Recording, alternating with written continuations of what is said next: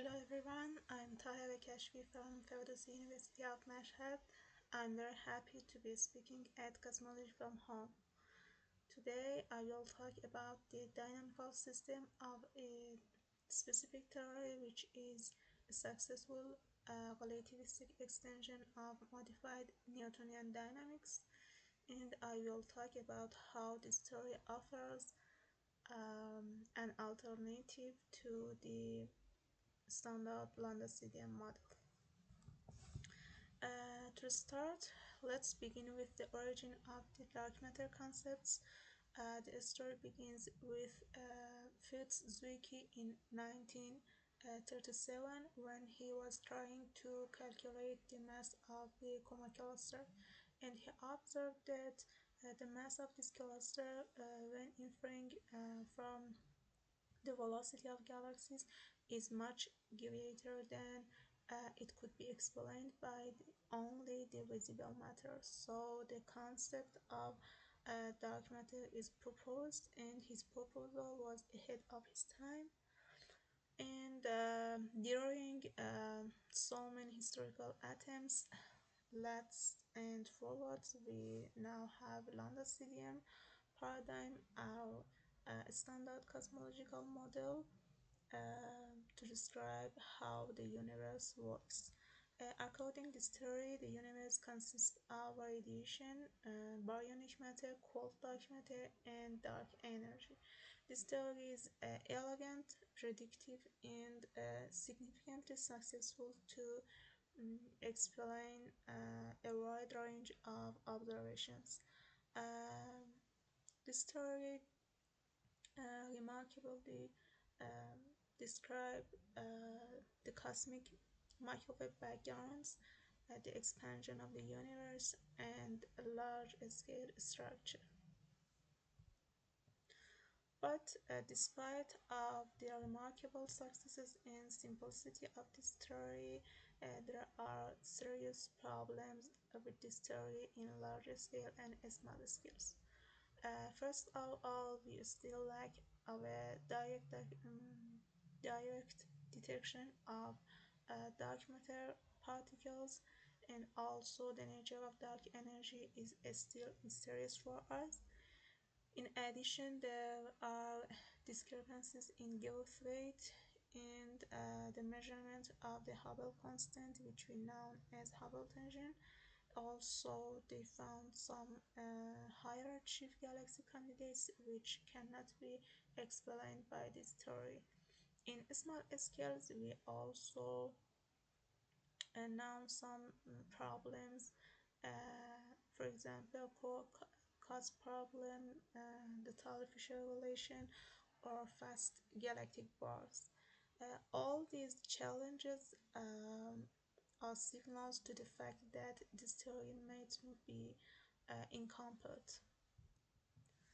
Um, Such challenges motivate us to consider an alternative approach, which could be a change the fundamental force law rather than considering unseen components. This idea leads broad landscapes of modified uh, gravity models. One of the most influential ideas in this space is modified Newtonian dynamics, or MOND, proposed by Milgrom in 1983. And the key insight is that in deep MOND regime, the dynamics alters below a characteristic acceleration a0, which actually is a universal acceleration scales. Despite of the simplicity of this theory, it can successfully explain many properties of galaxies. Most importantly, it can explain a wide range of rotation curve of galaxies, and it can explain the Taylor-Fisher relation, actually baryonic Taylor-Fisher relation, and correctly predicted that this correlation should have a slope of 4. And also this theory made some prediction which later confirmed by the observational data, like the rotation gap of low surface brightness galaxies.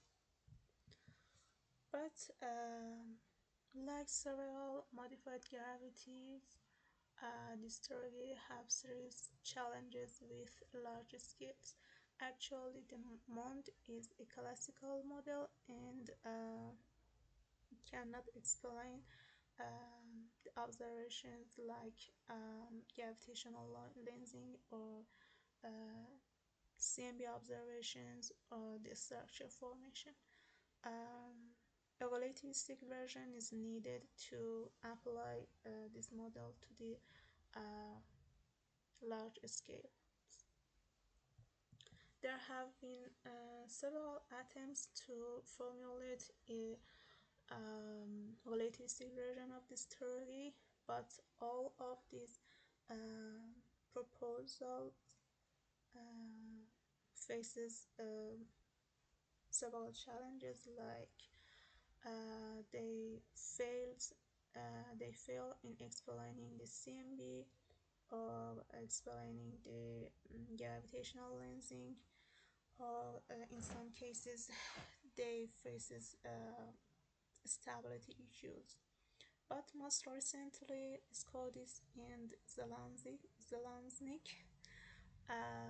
in 2021 proposed a full relativistic theory, a full relativistic theory which aligns with MOND behavior in galactic scales, and this theory seems very promising because they claim that this theory can explain CMB and matter power spectrum. Here is the action of the theory, which includes a scalar field and time-like vector field. It also contains a non-trivial function, which the shape of this function is important to see if the theory can match with the observation, like CMB and matter power spectrum. Here I included two important plots from the paper to show that this theory can successfully explain the CMB and matter power spectrum, which is very important for a modified gravity model. Together with Mahmoud Roshan, we explored the dynamical system of this theory by treating it as a dynamical system. We aimed to see if the theory has a true sequence of historical epochs. Because of the extra terms in the action of the theory, the Friedman equations are modified in this theory, and here we introduced an effective density and effective pressure, which from equation 3 it can be seen that the effective density doesn't behave like the cold dark matter in ΛCDM. Actually, these two effective terms are depends on the shape of the non-trivial function of the theory. So to analyze the dynamical system, we should consider some density parameters. Omega r is related to the radiation, of course, and omega lambda is related to the cosmological constant. We introduced three new, actually two new density parameters and a new parameter lambda, which depends on the shape of the function of the theory. It is important to mention that omega m consists of the total non-relativistic matter, and already is the effective dark matter which can be realized in this theory. So we explore the fixed points and the stability in this theory. It is very interesting that despite of the complexity of the action, there is only one extra fixed point in this theory, and actually the eigenvalue of the fixed points are very similar to the standard model and have a simple structures.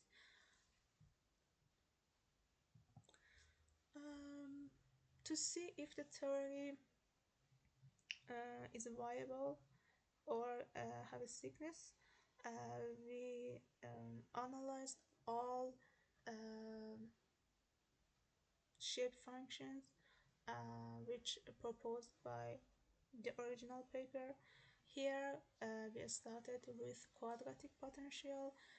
In this case, the theory has true matter dominated and radiation dominated phases which are unstable, but as it can be seen, the universe starts with a decelerating phase P4, and because of this phase, we can say that these potential are not valid. Actually, this fact is have already been reported in the original work of Scotus in different analysis. Here I should mention that here we chose the current observational values for the density parameters as the initial conditions. But in the left panel, you can see that the radiation dominated phase is never realized. So to capture this phase, we have to consider a much higher value for omega r as initial conditions, but as it can be seen, the universe starts with a wrong phase, so this potential is not valid.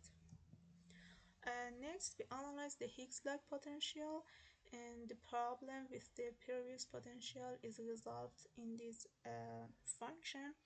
And as it can be seen, this model have a